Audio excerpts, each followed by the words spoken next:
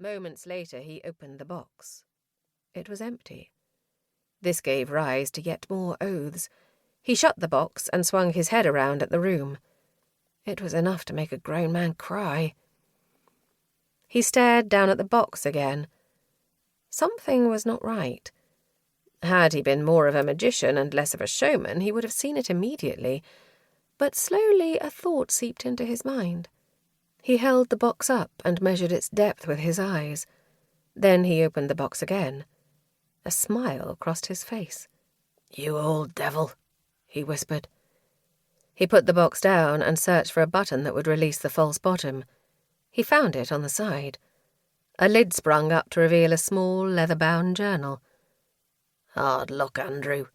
Nice try," said the man, lifting the book out of the box. He closed the inner lid and then the outer one. He had what he needed. Time to go. Against his better instincts, curiosity overcame him. He opened the journal. Across 2 pages he saw a diagram of an illusion. His heart jumped for joy. Then it sank immediately, as he realized the instructions were written in a gibberish code. Just as he was about to explode with righteous venom towards the man he'd killed, footsteps echoed a warning in the corridor. They were growing louder. "Damn," he hissed. He'd spent far too long searching for the book. The stage doorman would see the light in the dressing room. He was sure to find him. Frantically, he looked around the room. He tried to avoid looking at the man he'd killed swinging grotesquely from the rafter. His second inspiration came just at that moment.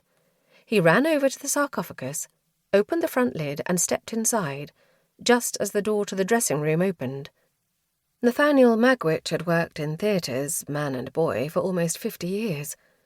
In all his time as a scene shifter, prop maker, handyman and stage door manager, he'd never seen quite anything like the sight that greeted him as he entered the dressing room that evening.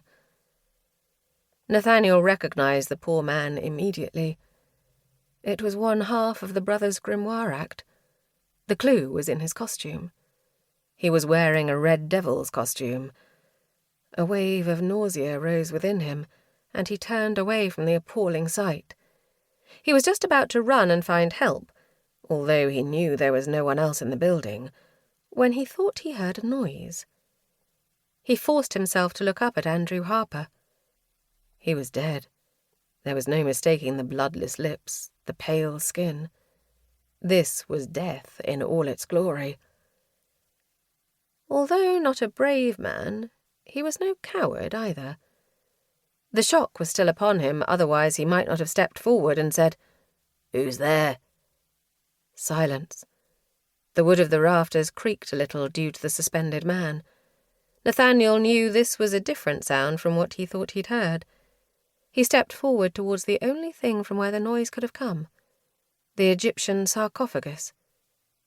"Come out," ordered Nathaniel, picking up a hammer that was sitting on the dressing table once used by the dead man. "I have a weapon." Stealthily he approached the cabinet. Then, with a sudden jerk of his arm, he pulled the lid open. The cabinet was empty. 1.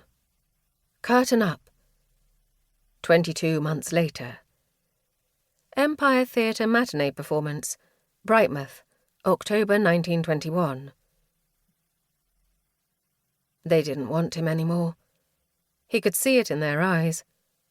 Worse, they could see it in his. It was painful. No, it was cruel. Once upon a time these gags would have had them rolling in the aisles.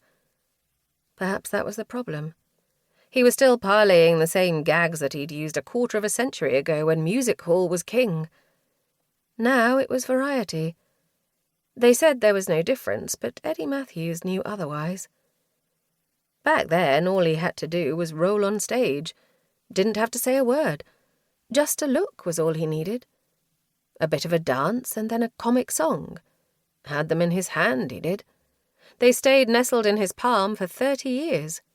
Then it happened. That bloody war. The ones that came back were different. They didn't want what Eddie Matthews had. They wanted reviews with their sketches, and Eddie was no actor. They wanted monologues from front-of-cloth comics.